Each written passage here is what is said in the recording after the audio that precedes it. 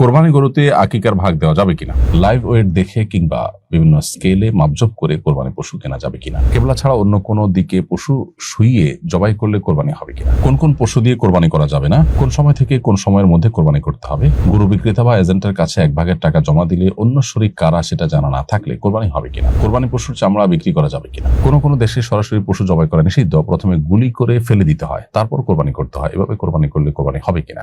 এভাবে কোরবানি করলে কোরবানি হবে না, তবে পশু জবে হবে এবং গোশত খাওয়া হালাল হবে যদি প্রাণ বের হওয়ার আগে আগে পশু জবে করা হয়। কোথাও কোথাও গুলি করে পশুকে ফেলে দেওয়া হয়, তাতে পশু দেখা যায় যে তার এক পাও হয়তো চলার উপযোগিতা হারিয়ে ফেলে। কোনো পশু যদি এত অসুস্থ হয়ে পড়ে বা ইনজুর হয়ে পড়ে যে তার পা ভাঙা, বাঁধা বা তার রাখার জায়গা থেকে, গোয়াল থেকে জবাই করার জায়গা পর্যন্ত হেঁটে যাওয়ার মতো শক্তি যদি না থাকে, এরকম অসুস্থ বা দুর্বল বা ত্রুটিপূর্ণ পশু দিয়ে কোরবানি করা জায়েজ নয়।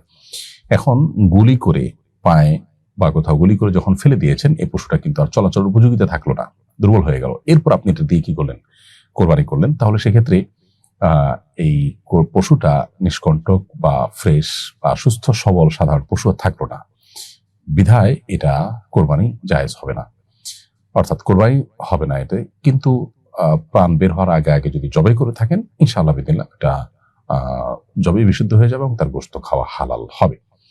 তো যারা এরকম কোনো জায়গা আছেন যেখানে এই প্রসেস ছাড়া আসলে পশু জবা করা যায় না, তারা তাদের প্রতিনিধির মাধ্যমে পৃথিবীর অন্য কোনো প্রান্তে কোরবানির ব্যবস্থা করবেন। কেবলা ছাড়া অন্য কোনো দিকে পশু শুইয়ে জবাই করলে কোরবানি হবে কিনা। উত্তর হলো, জবাই করার সময় পশুকে কেবলামুখী করে নেওয়া মুস্তাহাব, তবে জবাইকারী ব্যক্তি কিংবা পশু উভয়ে কেবলামুখী হওয়া মুস্তাহাব হলেও অন্য কোনো দিকে ফিরেও যদি জবাই করা হয় তাতে বিশুদ্ধ হয়ে যাবে এবং কোরবানি হয়ে যাবে। কারণ মুস্তাহাব মেনটেন করা তার ফরজ ওয়াজিব না, তার কারণে কোরবানি হবে না এমন কোনো সমস্যা হবে না। অনেক সময় কোরবানির পশুকে ফেলার পর কেবলার দিকে পুরোপুরি থাকে না, পশু অতিরিক্ত নড়াচড়ার কারণে একটু এদিক সেদিক হয়ে যেতে পারে, অন্যদিক ফিরে যেতে পারে, তাতেই কোরবানি হয়ে যাবে এবং জবে বিশুদ্ধ হবে, কোনো অসুবিধা নেই। কোন কোন পশু দিয়ে কোরবানি করা যাবে না। উত্তর হলো, কোরবানি যে সমস্ত নির্ধারিত পশু দিয়ে করার কথা শরিয়াতে বর্ণিত হয়েছে, কোরআন সুন্নাহর আলোকে প্রমাণিত হয়েছে, সেগুলো ছাড়া অন্য পশু দিয়ে কোরবানি করলে কোরবানি বিশুদ্ধ হবে না। যেমন গরু, মহিষ, উট, ছাগল, দুম্বা, ভেড়া, এগুলো ছাড়া বন্য হরিণ বা সাধারণ হরিণ কিংবা হাঁস, মোরগ কিংবা অন্য কোনো যে পশু আছে যেগুলো গোশত খাওয়া হয়তো হালাল, সেগুলো দিয়ে কোরবানি করলে কোরবানি বিশুদ্ধ হবে না। ঠিক একইভাবে যে সমস্ত পশু দ্বারা কোরবানি করা জায়েজ, সেগুলোর মধ্যে যদি বড় ধরনের ত্রুটি দেখা দেয়, যেমন একটা বড় ধরনের অঙ্গহানি হয়ে গেছে, এত বেশি দুর্বল হয়ে গেছে যে হাঁটাচলা করতে পারে না, তাহলে সেক্ষেত্রে সেগুলো দিয়ে কোরবানি করলেও কোরবানি হবে না। অর্থাৎ সাধারণ পশু যেগুলো দিয়ে কোরবানি করা জায়েজ, সেগুলো তখনই জায়েজ যখন বড় কোনো ত্রুটি থেকে মুক্ত থাকবে। ছোটখাটো ত্রুটি তো থাকতেই পারে, ছোটখাটো ত্রুটি সহকারে কোরবানি করলে কোরবানি হয়ে যাবে। কোন সময় থেকে কোন সময়ের মধ্যে কোরবানি করতে হবে। উত্তর হলো, জিলহজের 10 তারিখ ঈদের দিন, ঈদের নামাজের পর থেকে কোরবানির ওয়াক্ত শুরু হবে। মহল্লার কোনো জায়গাতে, এলাকার কোনো জায়গাতে ঈদের নামাজ হয়ে গেলে যে কোনো আপনার পশুর কোরবানি সেখানে হতে পারে। যে মহল্লাতে কোরবানি হচ্ছে ওই মহল্লার মসজিদেই নামাজ হতে হবে বা ঈদগাহে নামাজ হতে হবে জরুরি না। আশপাশে কোথাও নামাজ হয়েছে, সেখানে নামাজ আদায়ের পর এসে কেউ যদি কোরবানি করে, কোরবানি হয়ে যাবে। তাহলে কোরবানির সময় শুরু হয় হলো 10 তারিখ ঈদের দিন, ঈদের নামাজের পর থেকে নিয়ে 12ই জিলহজ, অর্থাৎ ঈদের দিন, ঈদের পরের দিন এবং তারপরের দিন সূর্য ডুবার আগ পর্যন্ত, এই সময়ের মধ্যে কোরবানি করলে কোরবানি হয়ে যাবে। গরু বিক্রেতা বা এজেন্টের কাছে এক ভাগের টাকা জমা দিলে অন্য শরীক কারা সেটা জানা না থাকলে কোরবানি হবে কিনা। উত্তর হলো, গরু বিক্রেতা যদি কোরবানির ব্যবস্থা করে যে কয়েকজনের কাছ থেকে ভাগে শরীকে কোরবানি দেওয়ার জন্য টাকা নিল, তিনি যথাযথ নিয়মে শরিয়ার সমস্ত মাসাইলগুলো মেনটেন করে কোরবানি করে গোশত যার যার বাসায় পৌঁছে দেওয়ার ব্যবস্থা করলেন। বাণিজ্যিকভাবে কমার্শিয়ালি কেউ এটা করতে চাইলে করতে পারেন, অথবা কোনো প্রতিষ্ঠান, সেবামূলক প্রতিষ্ঠান, তাদের কাছে আপনি কোরবানির টাকা হস্তান্তর করলেন, তারা আপনার তরফ থেকে কোরবানি করে গোশত গরিব দুঃখীদেরকে দান করে দিল। তো উভয় অবস্থাতে আপনার যদি গরুতে 1 শরিক 2 শরিক আপনি নেন, সেখানে অন্য শরিক কারা আছে তাদের সাথে যদি পরিচয় নাও থাকে, কোরবানির কোনো অসুবিধা নেই। এর সাথে কোরবানির শুদ্ধ অশুদ্ধ হওয়া নির্ভরশীল নয়। এমনকি তাদের কারো যদি আলাদা না করে কোরবানির উদ্দেশ্যের মধ্যে ভেজালও থাকে একটু, তাতে বাকিদের কোরবানি যে নষ্ট হয়ে যাবে তা কিন্তু নয়, কারণ কারোর পাপের বোঝা অন্য কারোর উপরে বর্তায় না। কোরবানি পশুর চামড়া বিক্রি করা যাবে কিনা? উত্তর হলো, কোরবানি পশুর কোনো কিছুই বিক্রি করা উচিত না বা কোনো বিনিময়ের ভিত্তিতে দেওয়া উচিত নয়। অতএব কোরবানির পশুর গোশত যেমন বিক্রি করা যায় না, তার চামড়াও বিক্রি করা জায়েজ নয়। এটাই মৌলিক বিধান। এখন কথা হলো, চামড়া তো আমরা ব্যবহার করতে পারি না বা খেতে পারি না সচরাচর সবাই। সেক্ষেত্রে আমরা কি করব? উত্তর হলো, এক্ষেত্রে আপনি পুরো চামড়া দান করে দেন। কোনো মাদ্রাসাকে, লিল্লাহ বোর্ডিং আছে সেখানে, অথবা কোনো গরিব মানুষকে আপনি দান করে দেন, সবচেয়ে উত্তম। দান করার পর তার জিনিসটা সে এবার বিক্রি করে নেক।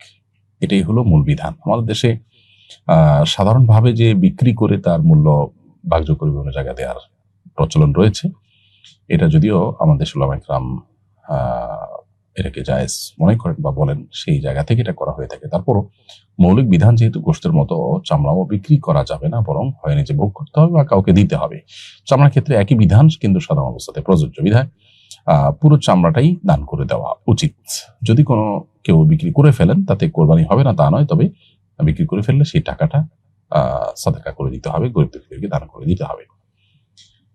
কোরবানি গরুতে আকিকার ভাগ দেওয়া যাবে কিনা? উত্তর হলো, কোরবানি গরুতে আকিকার ভাগ অনেক উলামায়ে কেরামের মতেই দেওয়া যাবে। বিশেষ করে আমাদের উলামায়ে কেরাম, উলামায়ে আহনাফ দেওয়া যাবে সেই মত দিয়ে থাকেন। আরবের উলামায়ে কেরাম, সৌদি আরবের উলামায়ে কেরাম সহ হাম্বলি মাযহাবের উলামায়ে কেরাম অনেকেই বলেন যে দেওয়া যাবে না। উভয় পক্ষের উলামাদেরই যার যার মতের সপক্ষে যুক্তি এবং দলিল প্রমাণ রয়েছে।